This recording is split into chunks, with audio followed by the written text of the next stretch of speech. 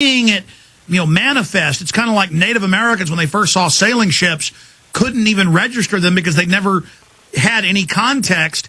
The White House openly says tattle on your neighbors, report any criticism, thugs going to people's houses and death threatening them, beating people up. I mean, they really are scum. Now, this week, I think, is going to be critical for the emergence of some kind of opposition to Obama's left, if you will.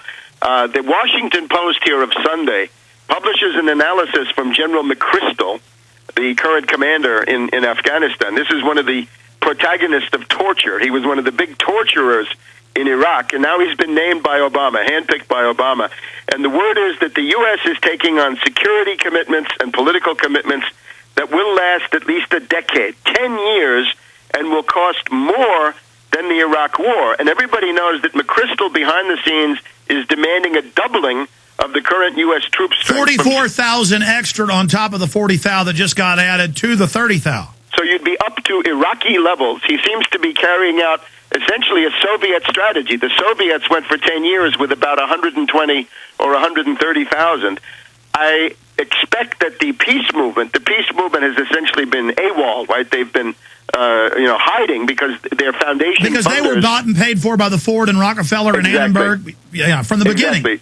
So they're trying to be nice to Obama, but I think at a certain point the anti-war base is also going to come into the picture. So you'll have Obama under attack from different ideological directions, and I think probably the best we can hope for in this situation is gridlock. I think the forces arrayed in the Congress right now are so evil on both sides that the best we can hope for is absolute gridlock. They should fight each other to a standstill and give us a chance to really work out some issues, economic program, how you put an end to these imperialist wars, and also how you roll back this domestic police state, which Obama is pushing as much as Bush, or some cases more than Bush. No, unlimited wiretapping of all internet, no free speech, tracking everyone, no fly list for people with bad credit, then you can't own a gun, secret list. I mean, Tarpley, this is off the chart.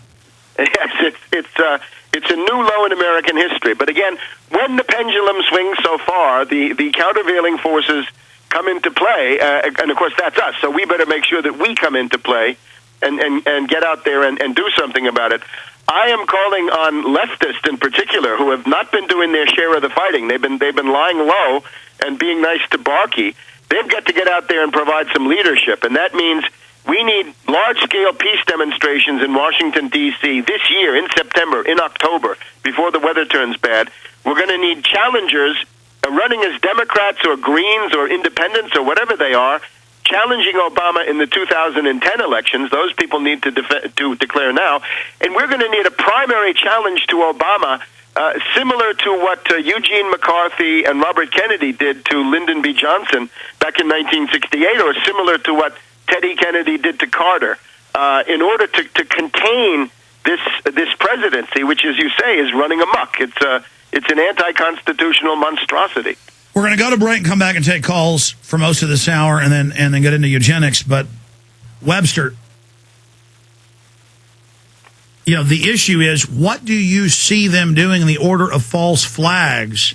Or will they just engage in the false flag of playing the race card, saying all these people that oppose Obama are Klan members? They're now saying that, invoking race, and really scaring a lot of kind of dumbed-down liberals who now really believe that if you have any political view in America outside the dogma of Obama's handlers, you are a Klan member. I mean, this is outrageous poverty pimping, isn't it? It is, and it's of course, this is what Obama has done through his entire campaign. If you dared to criticize him, you would be labeled not by him directly, but by his minions, his myrmidons, his Axelrods and Favreaus and Ploufs, and these people. And now we've got the White House websites. We've got Organizing for America. We've got Fight the Smears.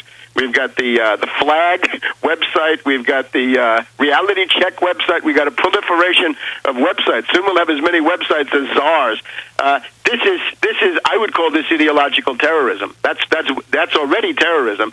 And of course, the door to false flag wide open with Obama now in difficulty. And remember, we're approaching the 9/11 point in Obama's first term. We are now where we were with Bush back in August of 2001. As a matter of fact, the anniversary of the Bin Laden determined to strike in U.S. CIA briefing was just a couple of days ago. So we are now in that geometry. So people who are looking at drills should continue to look. Well, that's the other issue, is they have the 9-month rule to have to stage some terror. So we're entering that quadrant the next 2 months, starting now. And I'm having my YouTube video shut down, and YouTube says that the Hive says they're racist. So I may not be on air much longer. They're saying they're on there saying I should be taken off the radio as well. I mean, they're 1 inch away from coming and arresting me. It's a new year full